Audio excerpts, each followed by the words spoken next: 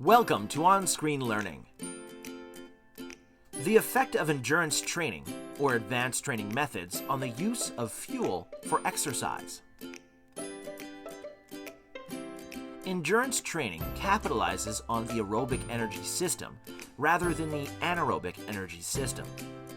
The aerobic system, also called the oxidative system, is a system where carbohydrates and fats are the primary energy sources converted into ATP, and this process takes place in the mitochondria of the cell. Endurance training emphasizes on the capacity of the oxidative breakdown of energy by the muscles on fatty acids as a reliable source of energy in addition to glycogen.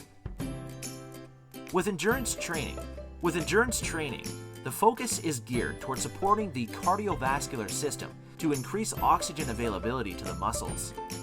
This adaptation increases lipolysis and also causes an upsurge in the amount of myoglobin and the increase in cellular mitochondria. Remember, lipolysis is the metabolic pathway by which lipid triglycerides are hydrolyzed into glycerol and 3 fatty acids. It is utilized to mobilize stored energy while fasting or exercising, and usually occurs in fat adipocytes.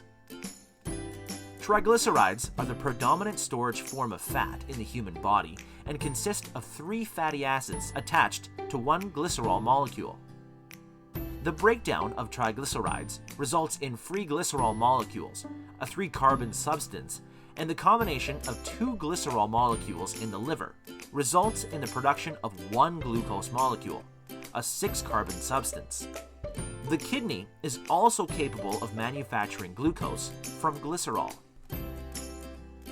Aerobic energy systems break down organic compounds, such as fat and glycogen, in the presence of oxygen to provide ATP that is needed by the muscles to sustain an aerobic exercise.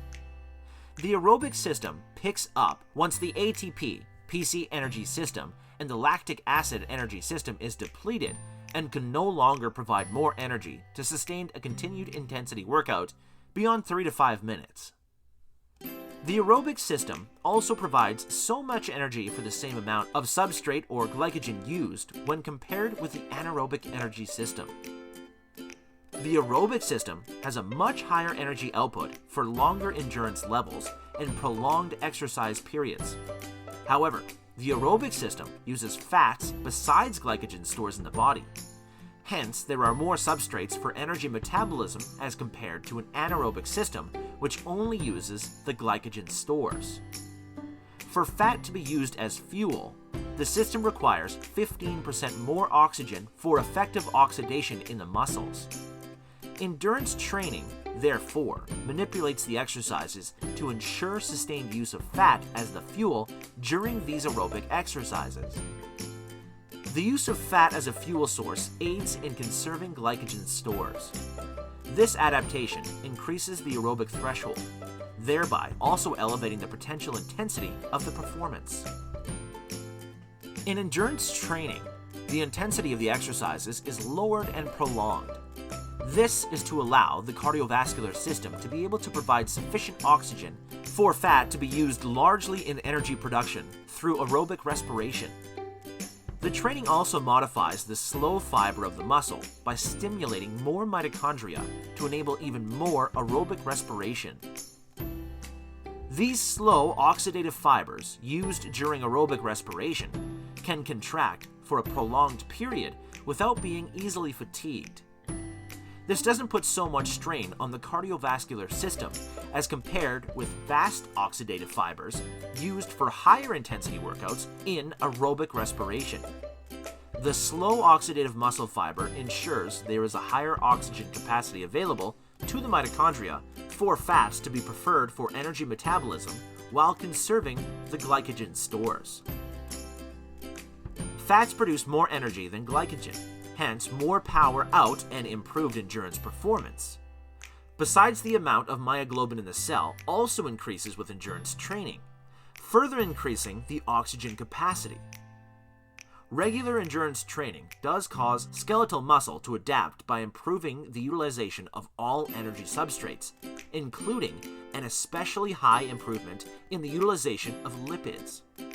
This is an essential adaptation because greater lipid utilization to provide the energy requirement decreases the utilization of glycogen, which has limited storage, with the effect that it takes longer to deplete glycogen and endurance performance is improved.